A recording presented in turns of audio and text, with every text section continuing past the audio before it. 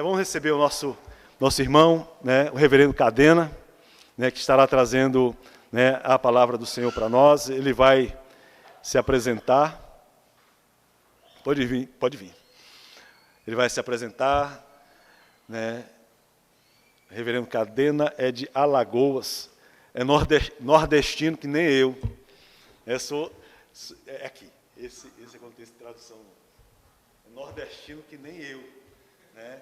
Ele é alagoano, eu sou baiano, somos cabra da peste. É isso mesmo. Homem arretado. Um homem arretado, né? É retado ou arretado? Arretado. Arretado. Lá no sul da Bahia, mas, né, corta o A. Salvador é arretado. A gente também abrevia às vezes. Né? Retado. Homem retado como esse. Me encorajou a ir lá para Tóquio. A gente não tinha transporte. Sério? Eu estava desfalecendo na fé. Eu falei, não, vou desistir, vou acabar, não vai ter mais, né? Uhum. Não, pastor. Nós vamos orar. E não vai ser como gíria. Não é orar falando assim, é gíria, não. Vamos orar mesmo. Né? Porque nós cremos em um Deus, né, que fez os céus, a terra, que acalmou o mar, a tempestade. E que ele não usou essa palavra. E que é esse taifu diante do Senhor? Mas a fé é essa. E para a glória de Deus nós fomos, né, porque não tinha como eles virem. Né, Deus nos abençoou. Né, pegamos ele, fomos para a Índia, fizemos o culto ontem. E aqui estamos. Graças ao Senhor Jesus Cristo. Amém? Graças a Deus. Amém? Vamos orar para esse homem arretado? Pai, em nome do Senhor Jesus Cristo, nós oramos, meu Deus, pela vida do reverendo Cadena, Pai. Meu Deus, que o Senhor agracie ele, ilumine a mente dele. Meu Deus, e o Espírito Santo use, Pai.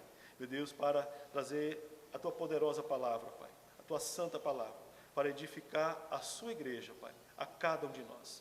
Em o nome do Senhor Jesus Cristo. Nós, como igreja, nós agradecemos ao Senhor pela vida dele. Meu Deus, pela vida da esposa também, que aqui está, Pai. Em nome do Senhor Jesus Cristo. Amém. Amém, Jesus. Amém. Obrigado. Graça e paz, queridos irmãos. Amém. Alegria estar aqui com vocês. Um prazer enorme estar aqui com vocês. Tenho certeza disso. Deus me presenteou com mais um irmão. Eu tenho uma coleção de amigos que eu guardo assim, são poucos. E eu estou muito feliz porque Deus me presenteou com o pastor Robson. Louvado seja Deus por isso. Sobre as abreviações, eu estudando, né, eu sempre amei o Japão e sempre tentando aprender alguma coisa do Nihongo, eu aprendendo Domo Arigatou Gozaimasu. Quando eu chego aqui, é todo mundo Arigatou. Eu querendo falar Ohayou Gozaimasu, aí quando eu chego aqui as pessoas, Azas. Então esses cortes nossos do Nordeste, eu falando com a minha filha, lá no Nordeste, e você vai entender isso, né? Bom dia, né? Bom dia. E já fala isso no Brasil só dia, né? Como no inglês, né? Não é mais good morning, é morning. E lá no Nordeste, lá em Maceió, alguém passa por mim e fala, op! Aí eu digo, oh! Então deixa o japonês falar, asas, tá bom demais. Queridos, eu estou muito feliz também, porque é a minha segunda vez no Japão. Eu vim nessa mesma época, mas eu vim no começo de agosto. Eu servi aqui a Deus, no país de vocês, 23 dias. Eu fiquei apenas numa igreja, visitei pessoas, a gente fez culto também no lar, e eu queria muito que minha esposa experimentasse isso. Não sugeri a ninguém, a quem nos enviou, né? Nunca sugeri isso, nunca comentei, mas aprove a Deus que ela também fosse enviada. Não, nós vamos enviar sua esposa com você. E aí é a minha preciosidade. Para mim tem sido tão maravilhoso estar no Japão com a minha esposa. Eu estava contando ontem um relato, eu estava num congresso em outro estado, me perdoem me alongar tanto, e alguém chegou e disse, o pastor Cadena chegou, ali chegou o pastor Cadena, eita mesmo. Tal. Aí alguém disse, ele estava no Japão. E aquela pessoa, alguém veio me perguntar, o senhor estava no Japão mesmo, pastor, pregando lá? Estava, por quê? E eu senti que aquela pessoa estava na dúvida, né? E eles disseram que o comentário, né, quando eu cheguei, olha ali, o pastor Cadena chegou e tal. Aí alguém disse, ele estava no Japão pregando. Aí alguém disse, mas nós não vimos uma foto dele na internet. Duvidando de que de fato eu estava aqui. Aí eu fiquei pensando, se eu postar, vão dizer, está fazendo turismo. E se eu não postar, eu não fui, né? Então agora eu estou enchendo o povo de foto, porque eu estou com a minha princesa, a maravilha de poder trazer ela conosco. Em janeiro agora a gente faz 20 anos de casados, então para mim tem sido um presente duplo de Deus. estar com ela aqui e servir vocês. No que, assim, nós temos 4 filhas, tá? Numa igreja muito linda, que nós amamos e que somos amados. Eu fui eleito agora por mais 5 anos na igreja, na IPB de 1 a 5 anos. Eu fui eleito mais uma vez, né? Já estamos há 17 anos na mesma igreja, e eu fui eleito por unanimidade. Então, eu vi que, eu não posso dizer que toda unanimidade é burra, mas eu quero dizer que eu me sinto muito amado pela Igreja Presbiteriana Castelo Forte, e dizer que é a casa de vocês também, quando forem lá em Maceió. Contem conosco, tá? Deixamos 4 filhas pela primeira vez, né? As nossas 4 princesas, mas Deus está cuidando delas durante essa missão aqui, tá bom? Me perdoe me alongar tanto, eu quero que vocês abram então as suas Bíblias, desejosos de que Deus vos fale ao coração, no Salmo 42.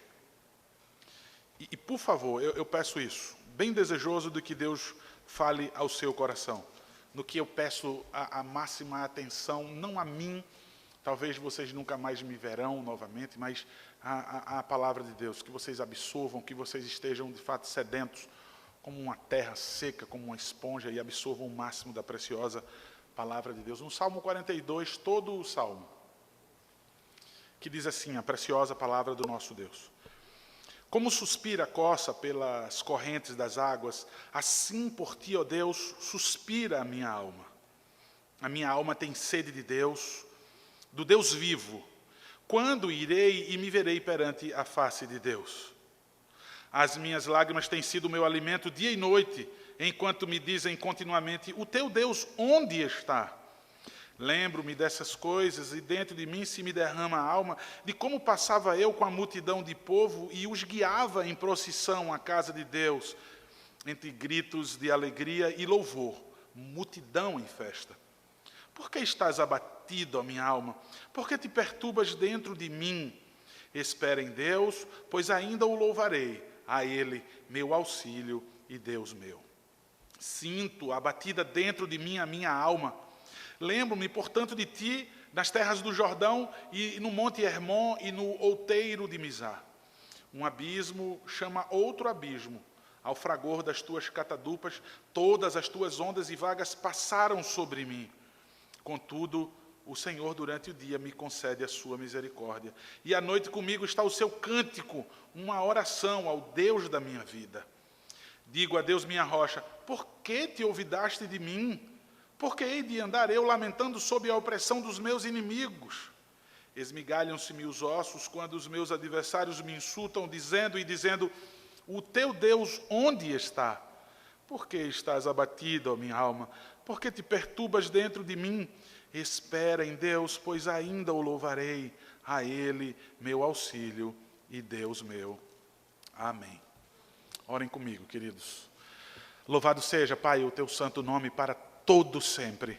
Nesse momento, Pai, a nossa oração, após ter suplicado ao Senhor o perdão dos nossos pecados, após ter confessado os nossos pecados ao Senhor e ter a certeza do perdão em Cristo Jesus, nós fazemos, Pai, mais uma oração, para que nesse momento o Senhor nos fale ao coração, para que ouçamos somente a Tua voz, que as palavras dos nossos lábios, que o meditar do nosso coração sejam agradáveis em Tua presença, Senhor nosso, Redentor nosso. É o que nós suplicamos humildemente, pois sabemos que não merecemos, mas Deus, diante de um mundo cheio de mentira, diante de um mundo em que gritam e vociferam tanta mentira, precisamos ouvir a verdade, e o Senhor é a verdade, e a verdade absoluta, Pai. Nós suplicamos, não permita que o nosso coração relativize a Tua palavra, que ouçamos, que acatemos, Deus, que apenas, Deus, nos submetamos à Tua palavra, pois é a Tua voz. Não permita, Deus, que o nosso coração venha concorrer com a Tua palavra. Que a gente possa se entregar, Deus, submissos à Tua palavra, à Tua voz. Que ouçamos a Tua voz, Deus, que seja pregada apenas a Tua palavra, a suficiência das Escrituras é de fato suficiente, é rica e eficaz. Então, Deus, emudece todas as vozes, Deus, que possam vir agora nos distrair e nos perturbar. sejam sussurros infernais de Satanás, ou seja o nosso próprio coração com interesses banais, do daqui a pouco, do amanhã ou do ontem, que ouçamos somente o Senhor agora, Deus, para a edificação do teu povo, para a edificação da tua igreja, para a salvação de pecadores, para a tua glória, Pai, nós oramos em o nome de Jesus. Amém. Podem sentar, queridos. Conta-se a história de um grande imperador, e fala-se muito dele na história, há registro muito dele na história. Alexandre o Grande, talvez você ouviu diversos relatos acerca dele.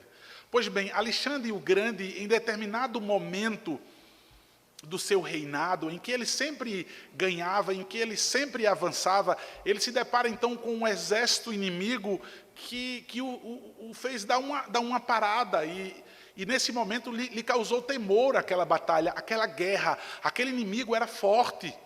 Então, não mais com facilidade ele, avassaladoramente, ele esmagava os seus inimigos.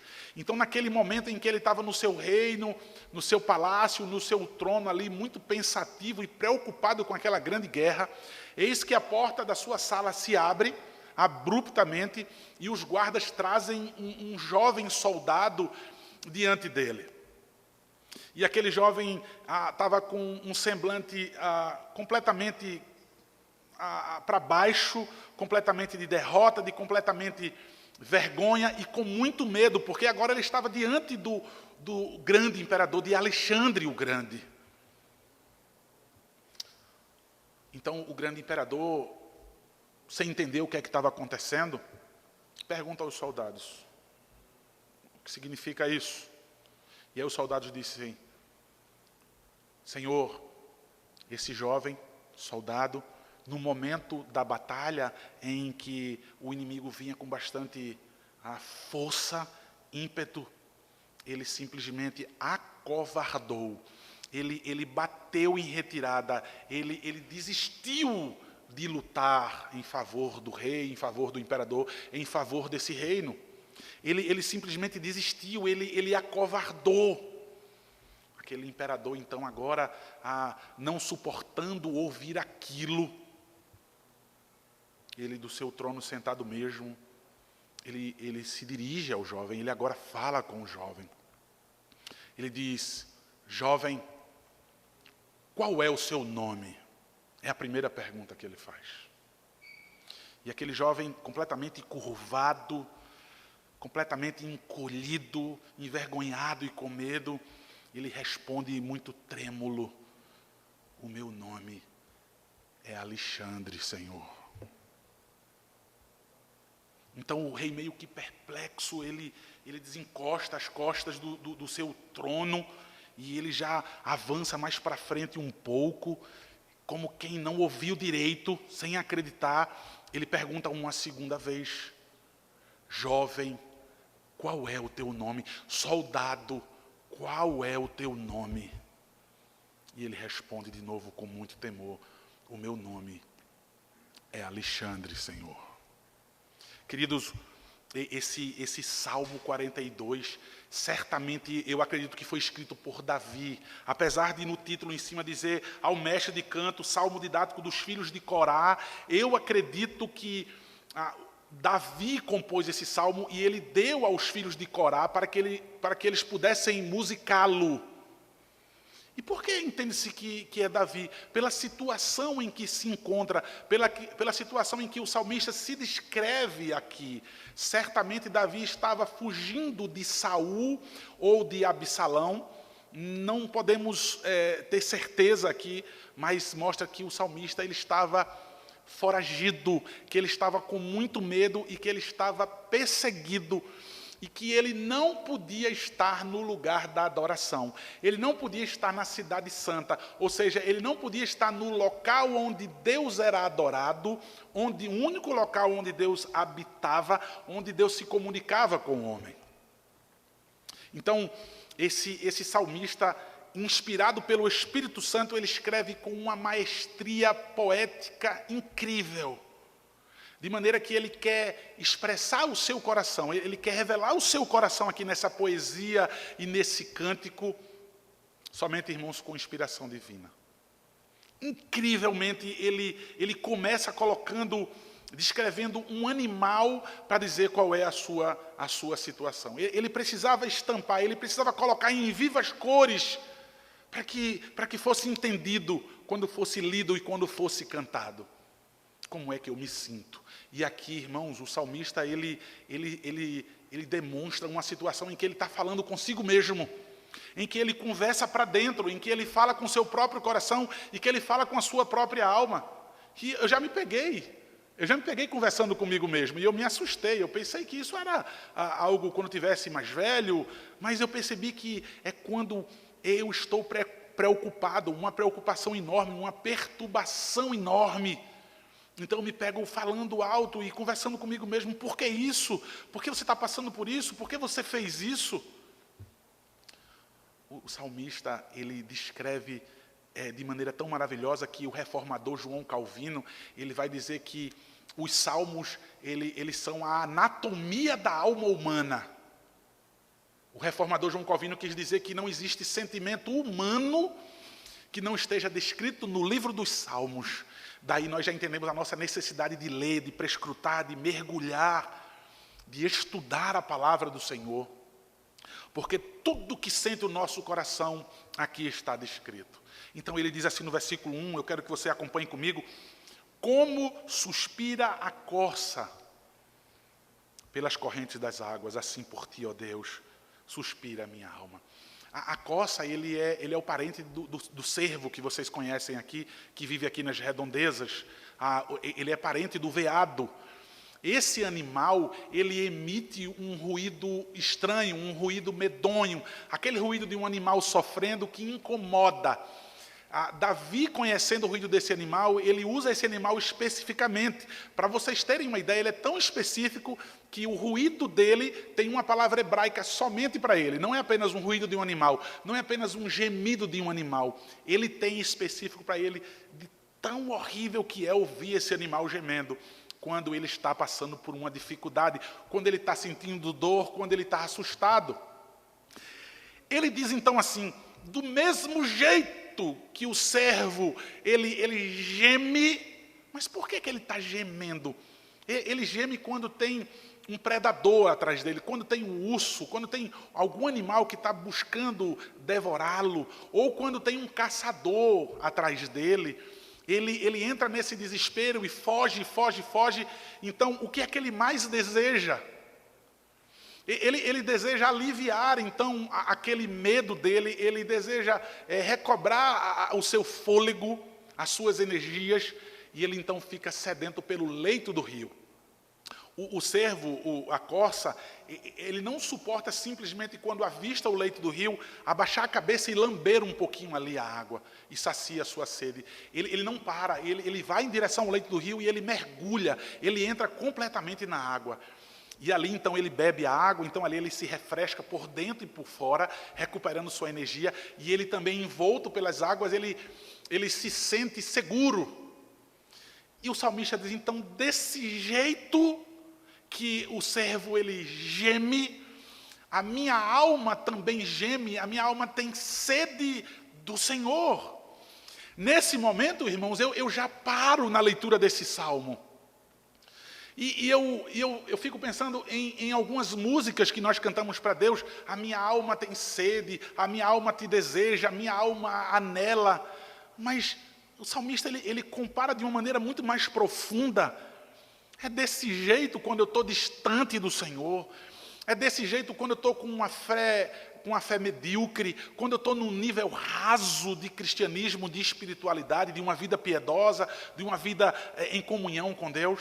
E eu queria que você entendesse, contextualizando, aplicando para as nossas vidas, o equivalente aqui é a questão do culto. É a questão aqui da santa convocação do Senhor.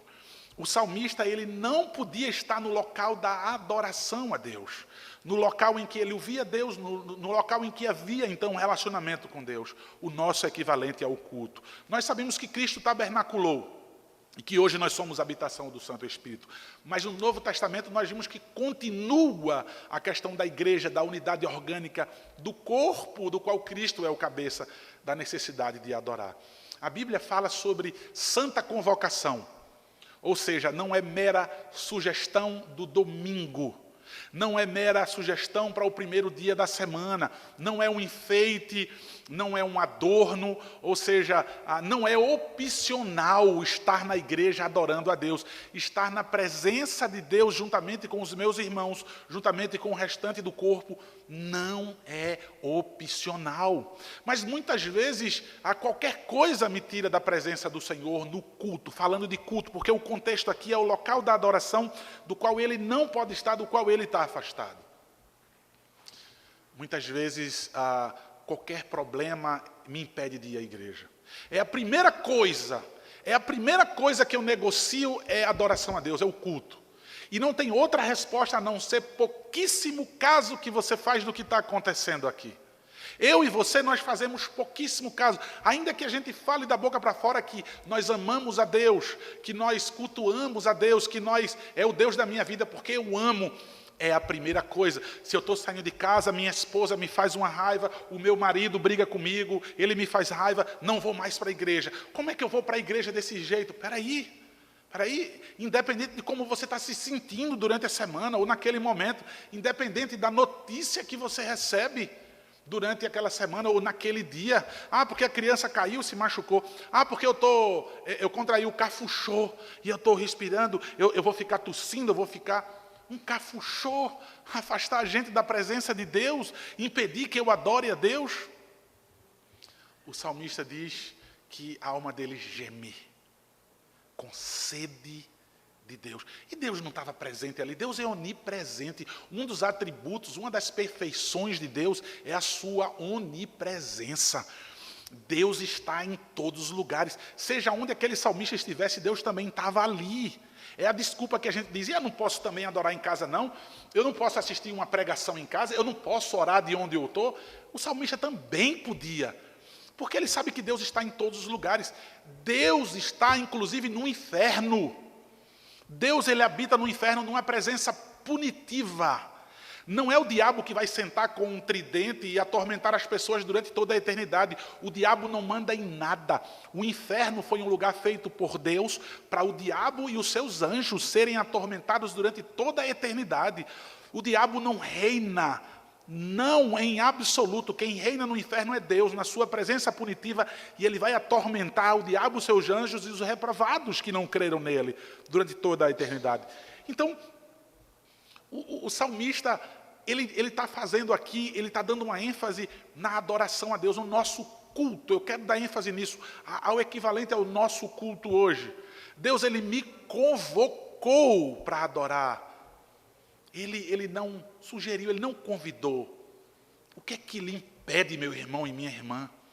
O que é que lhe impede de vir à igreja adorar? O que é que lhe impede de vir à igreja e utilizar os seus dons? Veja, Deus dotou cada crente com um dom. Qual é o seu dom? Os dons foram dados para edificação da igreja. Você usa o seu dom para mim, eu uso o meu dom para você, ou seja, é serviço. Nós servimos uns aos outros. O culto é um serviço de culto. Eu não venho para a igreja para ser servido. A gente vem para a igreja porque eu quero isso, porque eu quero isso. É uma barganha com Deus. Eu sou crente para a minha vida ficar melhor de viver. Eu sou crente para ver se eu fico rico. Eu quero pedir a Deus para ver se isso. Quanta pobreza no nosso coração. Isso é pobreza. Eu venho para aqui, é para prestar culto a Deus. É o que é devido a mim, é me render e adorá-lo. Sabemos que Deus vai cuidar de nossas vidas em toda e qualquer circunstância. Nós não precisamos temer. Ainda andando pelo vale da sombra da morte, ainda que seja em meio a tempestades, os ventos fortes. Mas na adoração, em vir para a igreja e servir, eu quero servir. Veja, eu quero servir não com o que sobra do meu tempo, não com o que sobra do meu dinheiro. Porque se sobrar, eu pago todas as minhas contas, todos os meus prazeres, eu satisfaço todas as minhas cobiças, e o que sobrar eu dou o meu dinheiro para a igreja. Porque eu estou sem tempo, porque é muito zangueô, porque é isso e aquilo outro, e eu não tenho tempo. Que Deus é esse? Você tem um ídolo, ou você tem vários ídolos, que não é o Deus Todo-Poderoso. O salmista parece, irmãos, parece que o salmista não deixou tesouros. Ele fugiu. Ele poderia estar dizendo, estão levando, spoilando todos os meus bens. Como é que está o meu ouro? Como é que está a minha prata? Como é que estão os meus terrenos? Como é que está a minha casa? Como é que está a minha família? Como é que estão as mulheres? Estão as mulheres? Ele parece que não tem outra coisa. Parece que ele não tem outra coisa em sua mente, em seu coração, a não ser estar na presença de Deus. Vocês entendem isso? Isso aqui não é uma historinha, isso não é uma novela. É um homem que pecou. Era um homem que tinha pecado, um homem como você e eu. Veja, com tanta posse, com tanto ouro, com tanta coisa, com tantos interesses, com tantas ocupações. Ele não está mais na presença de Deus. Ele não pode ir para o culto, então ele diz, a minha alma, ela geme, ela suspira por Deus.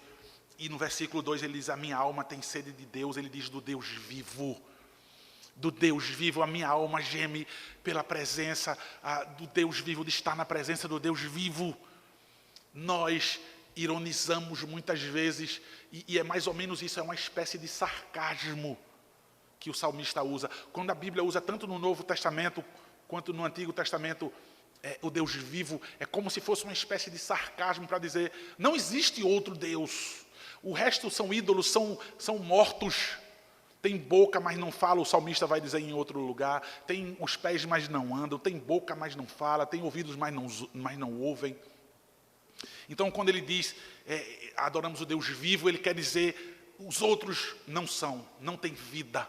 Mas meu irmão e minha irmã, você declara isso muitas vezes, você põe nas redes sociais que serve a um Deus vivo, mas o seu relacionamento com Ele parece que você se relaciona com um Deus morto. Seja sincero com você, pouco se fala com Deus, pouco se quer ouvir Deus. Pouco eu quero ir para a igreja, a pregação do pastor Robson demora muito, a pregação do pastor Cadena demora muito. E por que você queria ouvir pouco? Por que você queria ouvir pouco? Isso é estranho, você querer ouvir pouco da palavra de Deus. Isso é estranho, você ter sono na hora da pregação, mas é porque ontem o zangueou, eu fiz várias horas, mas quando você abre a rede social, os seus olhos despertam. Quando eu estou fazendo o meu sermão, sabe o que é que eu faço? Quando muitas vezes dá sono, eu pego o celular e abro a rede social, eu acordo, e aí eu fecho de novo e volto a estudar. Que coisa terrível, que coisa terrível. Eu uso para despertar o meu sono. Eu uso para despertar a minha preguiça. Quanto eu leio de bobagem, quanto eu vejo de bobagem nas redes sociais, mas na palavra de Deus, a minha vista já enfraquece e já há uma indisposição. Quando alguém morre, perdemos todo o contato. Não tem mais relacionamento. Eu não ouço, eu não falo. Dizemos que servimos a um Deus vivo. Aí debochamos do shintoísmo, do budismo. Eles são cegos, eles não conseguem ver, adoram esses ídolos. Nós temos um Deus vivo, que fala conosco através da sua palavra. Nós podemos abrir o nosso coração e falar com Deus. Vocês têm um pastor fiel às sagradas escrituras, que está ali para pregar a palavra de Deus. E a palavra de Deus, quando ela é pregada fielmente, exposta fielmente, ela é a palavra de Deus. Ouvir o Senhor, então ele diz, eu sirvo ao Deus vivo, a minha sede é estar diante do Deus vivo. Ele diz, quando é que eu irei e me verei de novo perante a face de Deus? E eu quero dizer para vocês, parece que esse homem é desocupado. Ele não tem outra coisa em mente, nós vamos ver isso em todo o Salmo. Mas quando é que eu vou me ver de novo lá na igreja, a verdade da cruz? Quando é? Eu estou de férias, ou então eu estou enfermo, acamado, eu estou no hospital, eu estou realmente impedido. Eu estou realmente impedido de estar na igreja. E eu fico me perguntando, quando é que eu vou poder ir para a igreja, a verdade da cruz, adorar o Senhor de novo, ouvir a sua palavra? Olha o que ele diz no versículo 3, olhe para a sua palavra, olhe para a palavra de Deus, para a sua Bíblia. As minhas lágrimas têm sido o meu alimento dia e noite, enquanto me dizem continuamente, o teu Deus onde está? As lágrimas aqui têm sido o meu alimento dia e noite. Ele quer dizer, quanto ao banquete, qual o motivo que eu tenho para comer? Quando nós festejamos, ou seja, a celebração aqui no dia do Senhor da adoração, um café da manhã delicioso, o almoço, né? Que comunhão maravilhosa, nós temos motivo para comer, a gente come com alegria, conversando. Ele está querendo dizer, eu não tenho motivo para comer, eu não tenho motivo para ter um banquete. Ele quer dizer, o meu banquete são as minhas lágrimas. Eu como as minhas lágrimas, ou seja, nada muda o quadro do meu coração. Nada livra o meu coração dessa depressão. E ele diz dia e noite, ou seja, de contínuo. Não existe aquele momento em que eu vou trabalhar e eu me distrair. Não existe aquele momento em que eu abro as redes sociais e eu esqueci um pouco daquela tristeza. Não existe aquele momento em que eu vou passear e eu esqueci daquela tristeza. Ele está dizendo, nada interrompe, nada pode embargar e me distrair. A minha tristeza é profunda. Ele diz, enquanto me dizem continuamente, o teu Deus onde está?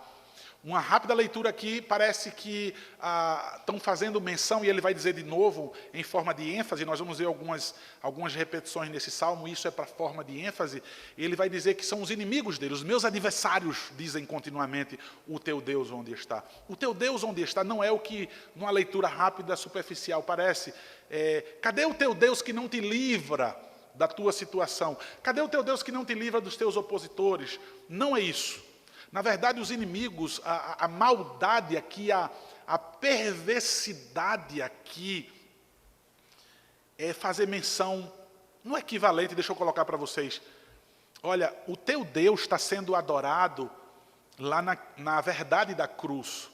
E você não pode estar lá, porque você está aqui no shopping, porque você está aqui na rua, porque você está aqui no parque, você está no trabalho, e você não pode adorá-lo. Só que a situação do salmista era diferente. Ele estava realmente impedido.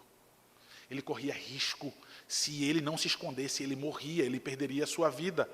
Então os inimigos, quando o viam, diziam, o teu Deus onde está? Ou seja, a igreja a verdade da cruz está adorando a Deus, e você não está lá. Irmãos, era isso que fazia o salmista comer suas lágrimas dia e noite. Era isso que fazia com que o salmista gemesse, ele tivesse sede. Ele queria estar na igreja. Irmãos, por tão pouco eu e você não vamos para a igreja. Seja honesto com você e reveja o seu cristianismo. Reveja essa fé. Reveja esse Deus que você diz que conhece, que é o Deus vivo. Então ele diz, eu não consigo parar de chorar, nada muda, né, a angústia do meu coração. E aí ele vai então se lembrar da igreja. O versículo 4 vai dizer, lembro-me dessas coisas e dentro de mim se me derrama a alma de como passava eu com a multidão do povo e os guiava em procissão à casa de Deus, entre gritos de alegria e louvor, multidão em festa. Irmãos, eu vou correr um pouco. Eu peço ao irmão que está fazendo a tradução simultânea perdão por isso, se vai dificultar eu estar correndo por causa do tempo, mas eu não quero deixar de dizer a vocês, ele lembra aqui da igreja, eu não posso deixar de expor a palavra e aplicar, ele lembra da igreja de algumas coisas. Ele está lembrando aqui o ir para a igreja. Nesse versículo aqui ele está dizendo, lembro-me dessas coisas e minha alma se derrama, a minha alma se esfarela, a minha alma se desfaz, ela se dissolve, a minha alma se desmancha quando eu lembro da igreja. Então o salmista diz aqui, por isso que eu acho inclusive que é Davi, ele diz, como eu passava com a multidão do povo e os guiava em procissão à casa de Deus. Eram os cânticos de romagem, né? Eles iam em romagem, não é romaria, tá? Como no romanismo, mas em romagem eles iam a caminho do templo, e aí então eles iam festejando, eles iam gritando. Isso não era na hora do culto. Na hora do culto não tinha bagunça, não tinha esses gritos. Indo à igreja, indo à adoração, eles assim festejavam. No meio do caminho, eles expressavam a sua alegria. No Salmo 122 vai dizer, alegrei-me quando me disseram, vamos à casa do Senhor. E aí o salmista vai dizer ali no 122 que Jerusalém foi construída bem compacta, ela foi construída bem ajustada, arquitetonicamente pensada. Deus construiu Jerusalém de maneira que as casas eram de frentes uma para a outra, para que as pessoas pudessem acordar, se ver, viver num relacionamento, assim como vão viver o povo de Deus na eternidade. E no dia da adoração eles diziam, alegrei-me, alegrem-se, meu irmão. Não obstante a situação que você está passando, que você está vivendo ruim, de tristeza, de tribulação, o ano ruim, o mês ruim, a semana. Talvez ontem você recebeu uma notícia ruim. Meu irmão, não obstante a isso, hoje é o dia de adorar a Deus. Alegre-se. Alegre-se. Mas muitas vezes no carro indo para a igreja, os nossos filhos, eles ouvem a nossa indisposição. Os nossos filhos no carro, eles veem muitas vezes o pai e a mãe numa disposição enorme, numa preocupação para ir para a fábrica, para ir para o seu trabalho. Mas quando é para ir para a igreja, que é bem mais tarde, não é tão cedo, há uma indisposição, há uma tristeza, e tudo, o casal fica zangado e discute. O casal vai discutindo no meio do caminho para a igreja. Os filhos estão ali só absorvendo aquilo, estão ali brincando, olhando para a rua, e estão absorvendo tudo. Isso não é uma coisa boa. Isso não é bom, porque eu sempre vejo meus pais nervosos para ir para a igreja e brigam. Quando chega lá, está dando um sorriso para todo mundo. A alegria de poder cultuar a Deus. Nesse salmo aqui, ele está lembrando que o povo gritava no meio do caminho. Era a alegria de ir para a igreja. Eu lembro. São coisas assim que lembram a Igreja Verdade da Cruz. Talvez vocês voltem para o Brasil. Talvez vocês fiquem impedidos algum tempo, que o Senhor os livre, né, por uma força maior, de não estarem adorando, e vocês lembrar da igreja. É o que o salmista está dizendo aqui. E aí o versículo 5, ele depois da lembrança, né, de lembrar da igreja, do culto ali, da adoração, ele diz: porque está abatida, minha alma? Porque te perturbas dentro de mim? Espera em Deus, pois ainda o louvarei, a Ele meu auxílio e meu Deus. Ele fala com a alma dele. Ele conversa consigo mesmo. Ele fala para o seu coração: por que é que você está perturbada? Por que é que você está abatida? Aí olha o que ele diz para a alma dele. Ele fala que Deus é o seu auxílio. Ele é o seu Deus. Ele ainda vai restaurar a tua sorte. Ele ainda vai resolver o teu problema. Ele ainda vai intervir, vai te livrar disso, dessa angústia, dessa tristeza. Ele é o teu Deus, Ele é o teu Deus. Ele empreende em teu favor, Ele tem interesse em acudir os seus filhos, em socorrer os seus filhos. Então Ele diz: aquieta a minha alma, fica quietinha, apenas espera, Ele diz. Ele diz: espera, porque a solução do teu problema, Deus intervir, não é do teu jeito e nem é no teu tempo, mas é no tempo dEle. Então Ele diz: espera, minha alma. Por que é que você está abatida? Espera, porque o teu Deus é o teu auxílio. E aí então no versículo 6 ele diz: sinto abatida dentro de mim a minha alma, e lembro, portanto, de ti nas terras do Jordão e no monte Hermon e no outeiro de Mizar. Ele está lembrando da cidade santa, né? Das montanhas, dos montes. Interessante é que ele coloca aqui do monte Hermon. No hebraico a gramática não vai para o plural de uma maneira tão fácil assim, sabe? Então ele coloca aqui no monte Hermon no português, mas é por isso que alguns comentaristas teólogos vão dizer que é o tradutor roubador. Tem que ter muito cuidado com algumas traduções. Mas é porque a gramática portuguesa não consegue alcançar muita coisa. Mas ele está colocando aqui no plural. Ele não está mesmo vendo o Monte Hermon. Ele está vendo alguns montes. É como se eu estivesse no Brasil e, lembrando de vocês com saudade, eu visse algum monte e eu dizia: é o Fuji. Ele está colocando aqui no plural. É como se ele estivesse falando hermonims no sufixo. O meme sofite do hebraico é plural. Ou seja, tudo que ele está vendo, ele está lembrando da cidade santa. Tudo que ele está vendo faz lembrar da igreja. Como um homem apaixonado por uma mulher apaixonada por um homem, parece com ela, o sorriso dela, parece com a voz dela, o jeito dela. Tudo me faz lembrar quando a gente está com saudade. Ele diz então do Rio Jordão. Ele vê um fileto d'água no local onde ele estava certamente e lembrava do Rio Jordão. Meu irmão, que paixão pela igreja dele. Estou colocando o equivalente aqui. Que paixão pela verdade da cruz, pelaquela igreja. Tudo me faz lembrar da igreja, que saudade.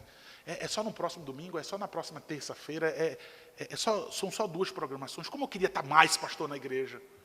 E aí tudo me faz lembrar da igreja. Aí ele diz no versículo 7, algo, irmãos, que nós precisamos guardar no coração. Ele diz: um abismo chama outro abismo.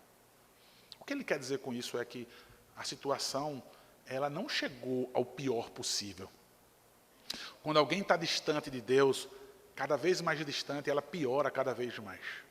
Ela pode até ter muito dinheiro, ela pode até ter muitas posses, ela está cada vez mais pobre. Ela fica tão pobre, mas tão pobre que tudo que ela tem é dinheiro. Tão pobre que tudo que ela tem é muito dinheiro. Ele está dizendo, olha, apesar de tantas conquistas, tantas posses, você pode piorar. Não existe um limite do qual você... Não, eu já tô mauzão. Eu tenho isso, eu tenho aquilo outro, mas eu não tenho paz, eu não tenho alegria. Ele diz, pode piorar. Essa situação do teu coração, ele diz, um abismo chama outro abismo, ao fragor das tuas catadupas, todas as ondas e vagas passaram sobre mim.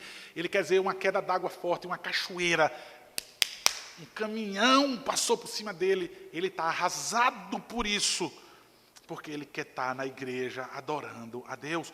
Ele diz, contudo, versículo 8, o Senhor durante o dia me concede a sua misericórdia, e à noite comigo está o seu cântico, uma oração ao Deus da minha vida. É como se ele dissesse, olha, eu estou passando por essa situação hoje de manhã, eu oro, mas eu sei que à noite, eu sei que tão logo, tão cedo, ele vai me dar a vitória e eu vou estar cantando aqui de alegria. É como se ele dissesse também, o choro pode durar uma noite, mas a alegria vem pelo amanhecer. Ele tem certeza de que Deus vai livrar ele dessa situação.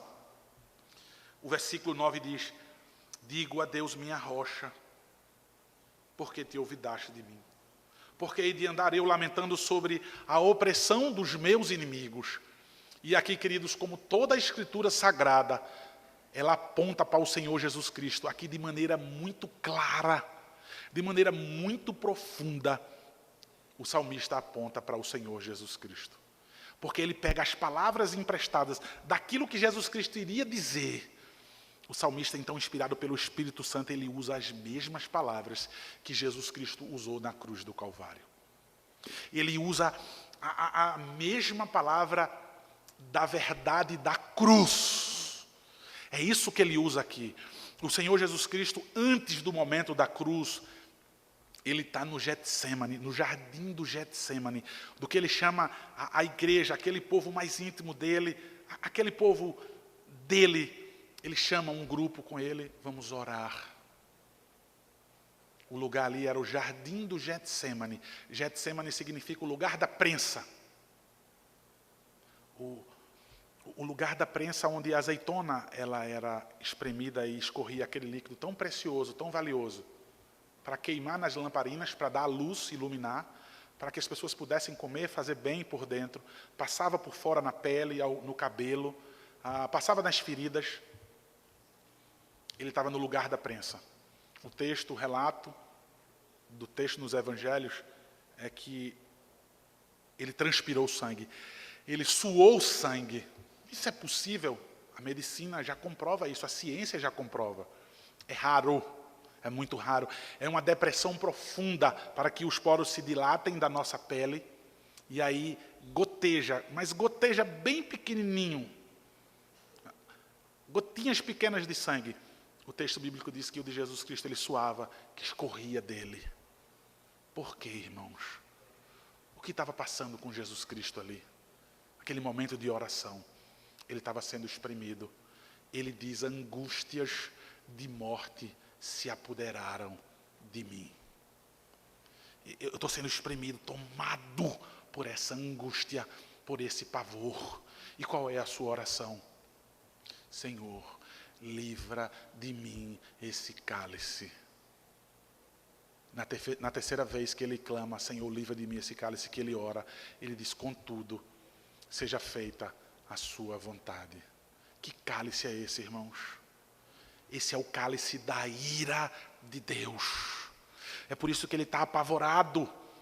Apocalipse vai dizer que esse cálice ele não tinha mistura, o comum para suavizar o teor do vinho. A bebida muito forte era usado então água para suavizar. O texto bíblico vai dizer que aquele vinho que ele bebeu, que aquele cálice que ele bebeu não tinha mistura.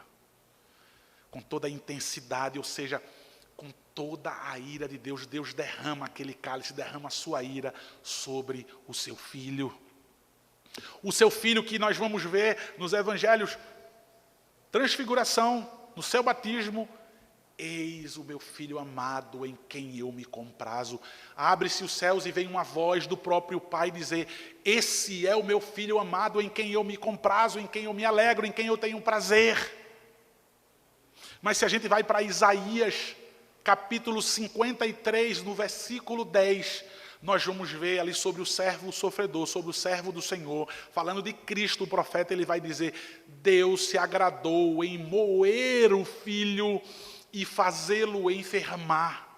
Então ele estava no lugar da prensa, ele estava no lugar da moagem ali, onde seu líquido precioso escorria, aquele líquido, o sangue precioso de Jesus, que ali iria fazer expiação da nossa culpa, do nosso pecado, aquele sangue que ia remover a nossa imundícia, ia nos fazer ter paz com Deus, que iria nos justificar dos nossos pecados. Eu iria ser, com toda a minha injustiça, eu ia ser considerado, declarado como justo diante de Deus. Ali ele estava sendo espremido. Isaías diz que Deus se agradou. Peraí, esse é meu filho amado em quem eu me comprazo, e agora Deus se agrada em moer o filho. Porque quando ele olha para a cruz do Calvário, ele não vê o seu filho amado. Porque o texto diz que aquele que não viu o pecado, ele se fez pecado por nós. Porque maldito todo aquele que for pendurado no madeiro, então ele se fez maldito por mim e por você. Maldito éramos nós. Desgraçados, sem esperança. Mas então na cruz do Calvário ele nos substitui.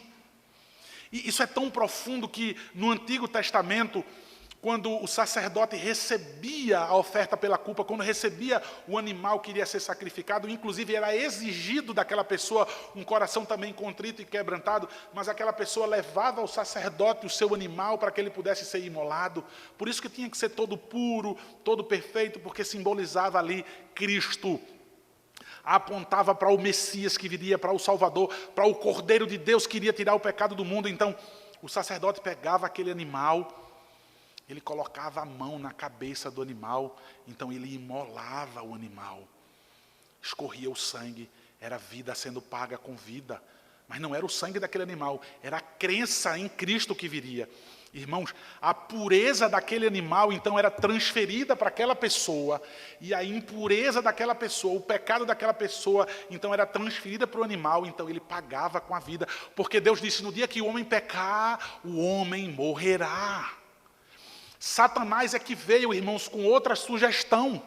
Quando o homem só tinha uma voz, que era a palavra de Deus. Quando o homem só cria em Deus. Mas quando o homem passa a ouvir outra voz, uma voz alternativa, que disse assim, não é bem assim. Foi assim que Deus disse. Quando o homem aceita essa sugestão de que não preciso ser tão radical, mas a igreja Verdade da Cruz exige demais, o pastor Robson exige demais da gente. Essa é a sugestão de Satanás. Não é bem assim. Essa é a sugestão maligna. E aí, simplesmente, irmãos, o sacerdote, quando colocava a mão sobre a cabeça do animal, ele entendendo que ali havia a transferência, a pureza para o homem, e ali a imundícia, o pecado naquele animal, e ele pagava com a vida, o sacerdote colocava a mão com muita força sobre a cabeça do animal, mas não era segurando porque o animal estava tranquilo. Ele estava tranquilo, ele não se debatia, ele não gritava. É um animal mudo ali, a ovelha, o cordeiro é um animal mudo, ele não se debate, ele não grita, apesar de estar amarrado. Ele coloca com muita intensidade a sua mão sobre a cabeça daquele animal por causa do significado. Por causa do significado. Irmãos, na construção hebraica do texto, nós vamos entender que a mão do sacerdote ali, se você traduz o texto ali no original, o crânio do animal ele fica impresso na mão do sacerdote. De tanta força que ele coloca ali, entendendo o simbolismo. Foi por você, meu irmão. Foi por você, minha irmã. Igreja Verdade da Cruz foi por você. Então, ele sendo espremido ali, se livra de mim esse cálice. E aí, quando ele encontra os discípulos dormindo 3 vezes, ele diz, já basta. Basta, vocês não conseguem vigiar 1 hora comigo, 1 instante comigo. Vocês estão fazendo pouco caso do que vai acontecer. O Filho do Homem vai ser levado agora, então, pela mão dos ímpios. Basta. ele diz, vigiem e orem para que vocês não entrem em tentação. Ele está dizendo muito mais do que aquilo que nós colocamos, a tentação da sensualidade também, mas a tentação ali, vigiem e orem para que vocês não façam pouco caso da minha pessoa, da minha obra, do me adorar, do me servir. Tomem cuidado, prestem atenção ao que ele quer dizer, mas vocês simplesmente dormem, simplesmente vocês se distraem. Então ele diz, basta.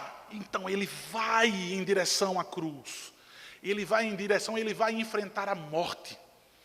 Quando chega, irmãos, quando chega na cruz do Calvário, depois de tanta humilhação, depois de tanta dor, porque o judeu, ele em vez de executar a pena do judeu ali, que era a decapitação rápida, sem dor, ele diz, não, vamos enviar para os romanos.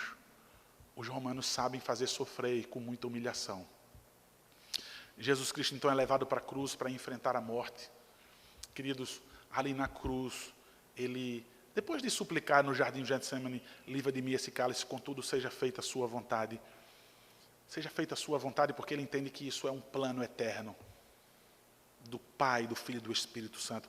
Jesus, ele não foi passivo, fraco, como muitas vezes alguém vai pregar um Jesus paz e amor. Ele planejou isso antes da fundação do mundo, antes de você nascer. Ele pensou em você, meu irmão e minha irmã. Vocês entendem isso? Ele pensou em vocês. Ele amou vocês. Eu tô carente de amor porque ninguém fala comigo, porque ninguém... Você tem o amor de Deus, você tem Jesus Cristo. Isso é suficiente. Eli, Eli, lama sabachthani. É o que ele diz aqui, é essa palavra do salmista, porque te olvidaste de mim. Então ele diz, porque me desamparaste, porque te olvidaste de mim, porque o Senhor me abandonou. É isso que Jesus Cristo diz aqui. Por que ele repete Eli, Eli? Eu já disse para vocês que aqui no Salmo vai ter algumas repetições, né? Espera, pois, em Deus, a Ele é meu auxílio, porque te perturbas dentro de mim, ó minha alma. Ele vai repetir também, os meus inimigos continuamente me dizem, o teu Deus onde é. Tudo isso é forma de ênfase na Bíblia, quando há uma repetição. Essa é a forma literária da gramática hebraica, repetir, e até do grego mesmo também. Mas então, irmãos, repetição do nome, por que Deus meu, por que Eli, Eli? Por que a repetição de nomes na Bíblia? Por que há Samuel, Samuel? Por que há Saulo, Saulo? Por que há Marta, Marta? Por que a repetição de nomes? A repetição de nome na Bíblia significa uma profunda intimidade. Significa uma relação muito íntima. Você tem uma ideia, muitas vezes, no Novo Testamento, quando se usa o relacionamento sexual entre um homem e uma mulher, nós lemos lá, não conheceu. José ainda não tinha conhecido Maria, ou seja, não tinha acontecido aí naquele relacionamento tão íntimo. Deus meu, Deus meu. Ou seja, ele demonstrando a profunda intimidade, conhecimento, relacionamento que ele tem com o seu Pai. Ele diz, meu Pai, porque o Senhor me desamparou, porque o Senhor me abandonou. Queridos, o que nós vamos ouvir também de uma repetição de nome é Jesus Cristo em Mateus. Nos Evangelhos, ele dizendo, naquele dia, muitos dirão, Senhor, Senhor, em teu nome eu fiz isso. Coisas de igreja. Em teu nome eu fiz isso, em teu nome eu fiz isso, em teu nome eu fiz isso. E Jesus Cristo disse que naquele dia muitos vão dizer Senhor, Senhor. Ou seja, muitos naqueles dias vão chegar para mim como se fossem íntimos meus, como se fossem crentes, como se fossem igreja, como se me amasse. Ele diz, eu direi naquele dia, afastem-se de mim. Nunca conheci vocês. Eu não conheço vocês. Será que tem algo semelhante aos nossos dias? Tudo hoje é igreja. Tudo hoje é evangélico. Hoje é um self-service de igreja. Self-service. Eu não gosto... Eu estou magoadinho com o pastor Robson, eu estou magoado com os irmãos do louvor, eu estou magoado com a diaconia, eu estou magoado com o irmão fulano, e por que eu não estou vendo mais graça? E por quê? é simplesmente como algo que eu vou lá e me sirvo, e eu pego, e eu troco. Muitos naquele dia hão de dizer, hão de falar com uma linguagem como se fosse meu íntimo, como se vivesse a igreja. Suma da minha frente para sempre. Não lhe conheço.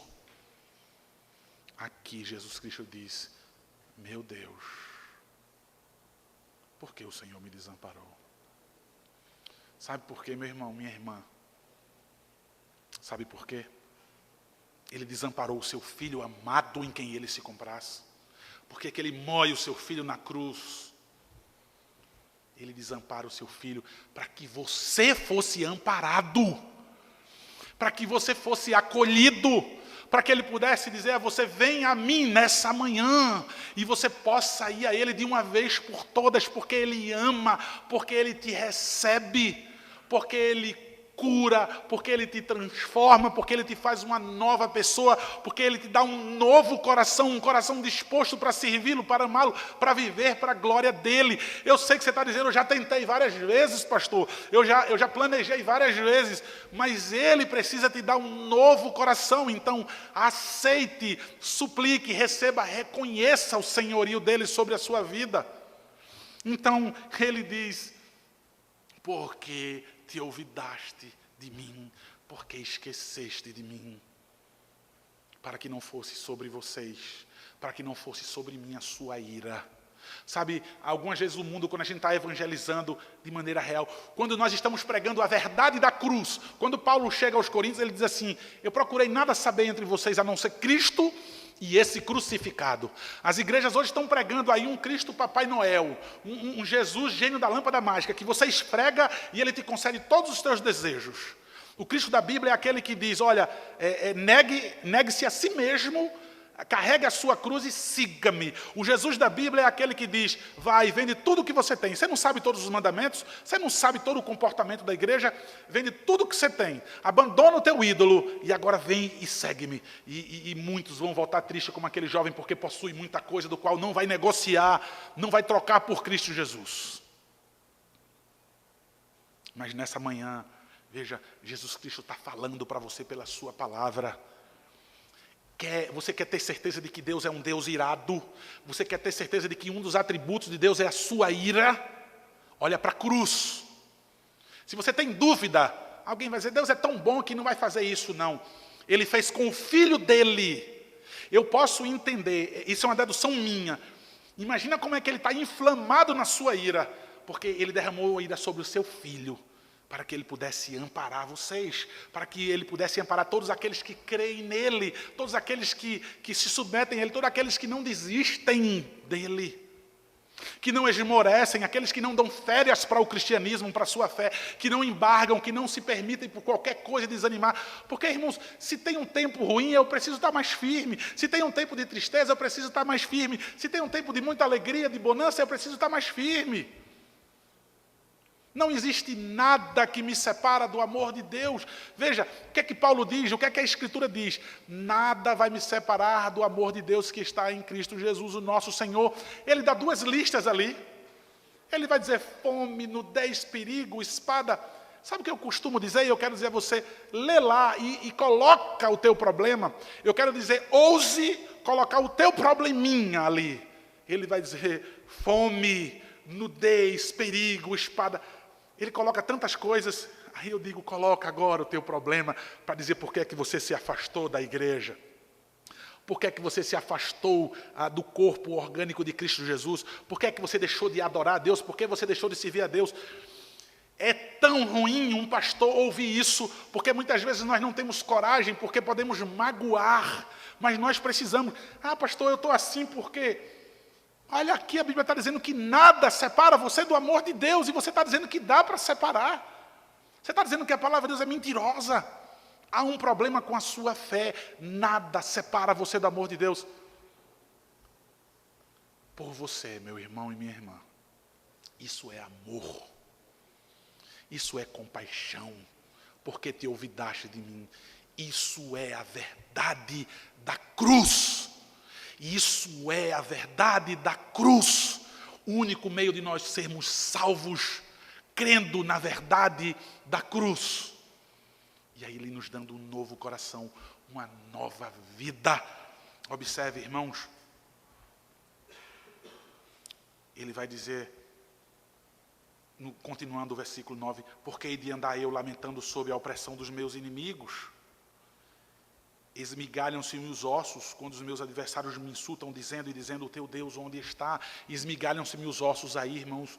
Ele está usando para falar da sua depressão profunda, uma linguagem de guerra, do qual aquela espada de ataque tinha uma mais longa e uma mais curta. A de ataque, ela adentra as entranhas e toca no osso, e trinca o osso e catuca lá a medula dentro.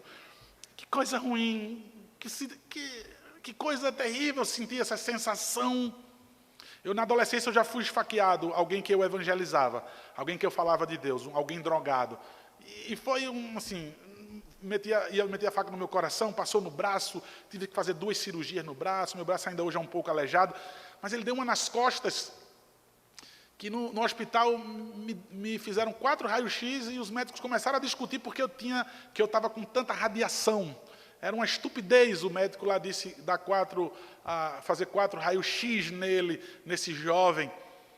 E os médicos discutiam entre si, ele não era para estar movendo as pernas, porque, olha, furou a medula dele. E, inclusive, foi uma das que doeu durante muitos anos. Há pouco tempo atrás eu ainda sentia essa dor, graças a Deus eu não sinto mais. Que dor é essa? Que agonia é essa? A espada entrar e... Ele disse, é assim que eu me sinto quando os meus inimigos fazem menção que eu não posso estar na igreja. É assim que você deveria se sentir, meu irmão. Não triste porque não atingiu o número da conta bancária que você tanto queria. Não porque eu estou angustiado, porque está cada vez mais distante, eu pensei que ia se aproximar o dia em que eu vou voltar para o Brasil para ostentar lá. O dia em que eu vou conseguir ter cada vez mais. Já disse alguém que o homem só tem 2 maneiras de se sentir satisfeito. Uma é ele acumular cada vez mais, e a outra é ele desejar cada vez menos. A primeira, certamente, ele nunca vai conseguir. Mas, irmãos, desejar não as coisas dessa vida, mas ter os olhos e o coração fitos na eternidade, desejar o Senhor, desejar realmente o que importa. Os nossos dias aqui são passageiros, é um sopro, é apenas vaidade. Ele diz, então, a menção de que eu estou impedido por alguma coisa de estar na igreja, a verdade da cruz adorando, isso me causa muito mal. Então ele conclui dizendo, porque estás abatido, ó minha alma, porque te perturbas dentro de mim. Espera em Deus, pois ainda o louvarei, a Ele meu auxílio e meu Deus. Irmãos, essa perturbação aqui da minha alma, apontando para Cristo também, queridos. Eu quero que você abra sua Bíblia, eu quero encerrar João capítulo 11, naquele texto conhecido da ressurreição de Lázaro. João capítulo 11.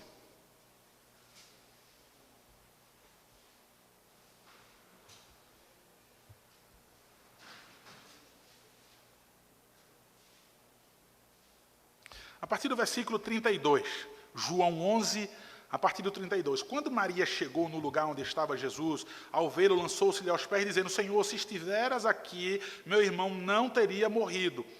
Jesus, vendo-o a chorar, e bem assim os judeus que a acompanhavam, agitou-se no espírito e comoveu-se. E perguntou, onde o sepultaste? E lhe disseram, Senhor, vem e vê. Jesus chorou. Então disseram os judeus, vede quanto o amava, mas alguns objetaram, não podia ele que abriu os olhos ao cego, fazer-lhe que este não morresse? Jesus, agitando-se novamente em si, encaminhou-se para o túmulo. Queridos, o fato de Jesus chorar, eu acredito, porque ele já tinha dito anteriormente, se a gente for ler o contexto, ele não morreu, essa morte é para a glória de Deus. Ele estava tranquilizando as pessoas e simplesmente Jesus fala e as pessoas ficam inquietas, ficam angustiadas. As pessoas não descansam em Deus. Jesus está falando o tempo todo isso e as pessoas não creem. Então, no momento, se o Senhor estivesse aqui, olha como ele amava tanto. Ele ia ressuscitar, ele sabia que ia ressuscitar. Ele não chorou por alguém que ele sabia que ressuscitava. Os judeus dizendo, olha como ele amava. Mas ele não podia. Assim como ele abriu os olhos aos cegos, fazer com que esse ressuscitasse. Ou seja, incredulidade. Jesus chora pela incredulidade, pela nossa incredulidade. Isso causa um mal-estar. E ele agita-se. Diz, então, irmãos, 2 vezes que ele ficou perturbado, ele agitou-se, ele se comoveu no espírito, e depois diz que novamente ele se comoveu no espírito, e diz que ele se caminhou para o túmulo. Ele estava indo em direção ao seu maior inimigo, a morte. E aí, queridos, o texto aqui sobre Jesus agitou-se, no original, no grego, a ideia de um cavalo de guerra. Um cavalo de guerra montado pelo general apenas. Ele é maior do que os outros, ele é selecionado, ele é maior, ele é mais forte.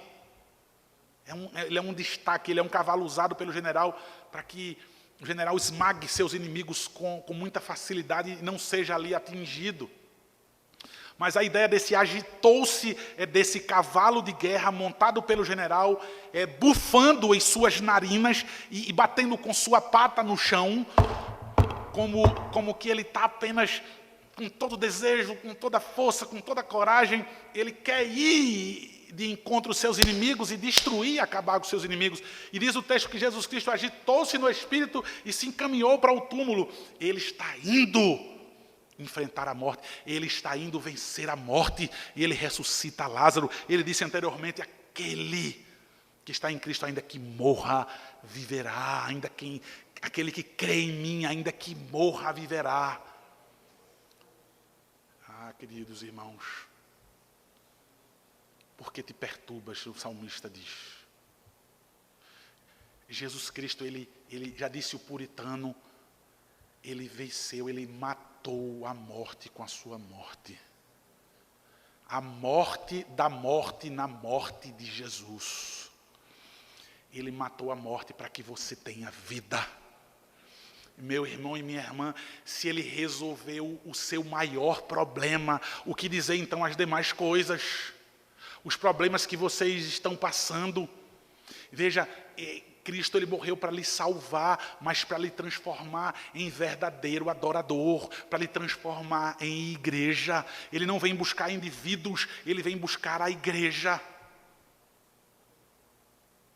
Queridos, ao compreender, nessas poucas palavras, e eu te digo, nesses poucos instantes, a verdade da cruz,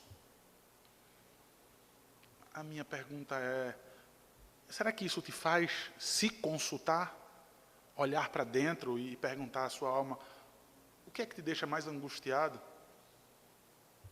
Do que é que você mais sente falta? Ou como é que você se sente quando não pode ir para o culto? Perdi a hora, eu estou cansado demais, eu estou doente.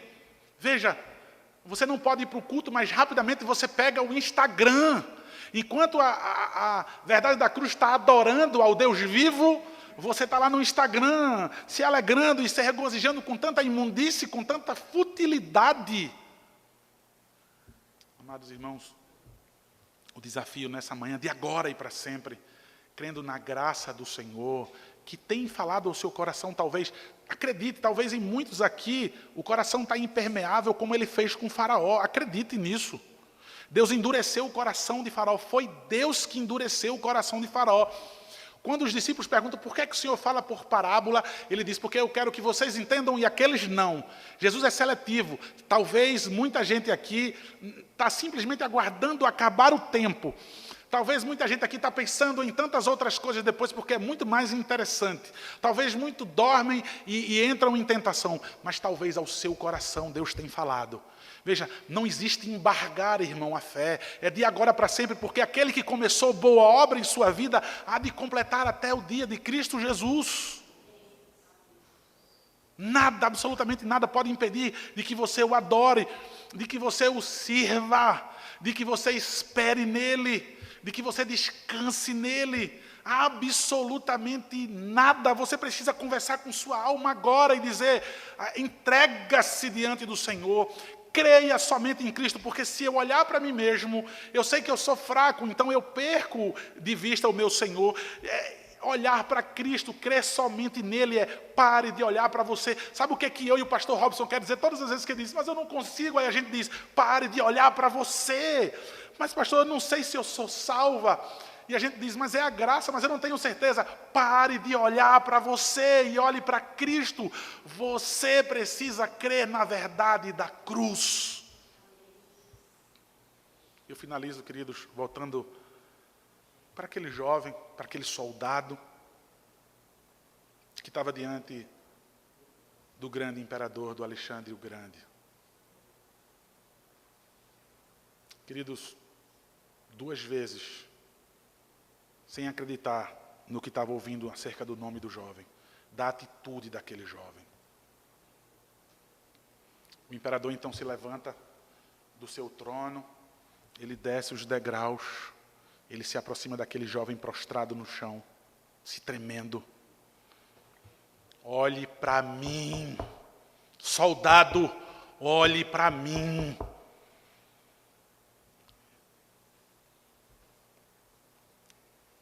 Com muito medo, tremendo muito, ele consegue levantar um pouco a sua cabeça e olhar para aquele grande imperador. E com os olhos flamejantes, perplexo, indignado, o imperador estava. Ele pergunta uma terceira vez, jovem, soldado, qual é o seu nome? O meu nome é Alexandre, Senhor. Então ele, tomado por uma ira, como que penetrasse dentro da alma daquele jovem, ele diz, ou você muda de nome, ou você muda a sua atitude. Mude sua atitude, ou mude o seu nome. Deus está à procura de verdadeiros adoradores. Deus veio para salvar os perdidos. Deus veio para chamar aqueles que estavam fracos e oprimidos. Deus veio para aqueles que estavam cansados e oprimidos e disse, venham a mim. O meu fardo é suave, o meu jugo é leve, eu vou dar descanso a vocês. É a esses que Deus está procurando. Nessa manhã, se Deus faz esse convite a você, no seu coração, receba-o, creia nele, submeta-se, ore. O meu desejo é que essa palavra ecoe no seu coração. Se for possível, tire o seu sono, mas que você durma pensando nisso, que você acorde pensando nisso, que você seja transformado pelo Santo Espírito de Deus. Que você agora viva na presença de Deus, assim como Isaías disse, declara sobre os serafins que assistiam na presença do Senhor, aqueles seres que assistem na presença de Deus, constantemente, que declaram santo, santo, santo, e o santo, santo, santo, por que 3 vezes? Porque a gramática hebraica não vai para o superlativo, não tem como dizer que alguém é boníssimo, não tem como dizer alguém que é lindíssimo, então se repete, ele é bom, bom e bom, ele é lindo, lindo, lindo. Os seres angelicais ali, eles assistem continuamente na presença, eles não fazem outra coisa a não ser declarar santo, santo, santo, Kadosh, Kadosh, Kadosh. Não tem como descrever a santidade de Deus. E sabe o que significa os serafins? Aqueles são os seres efervescentes.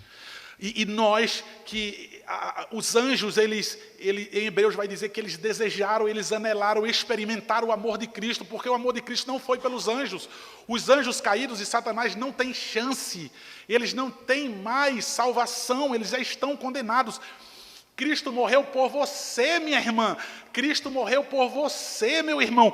Os anjos, eles ficam olhando isso e eles anelam. Diz o texto que eles desejam experimentar esse amor, mas não é sobre eles. E é por vocês. Só que eu e você continuamos apáticos. É tão indiferente para mim ir para o culto ou não, servir a Deus ou não.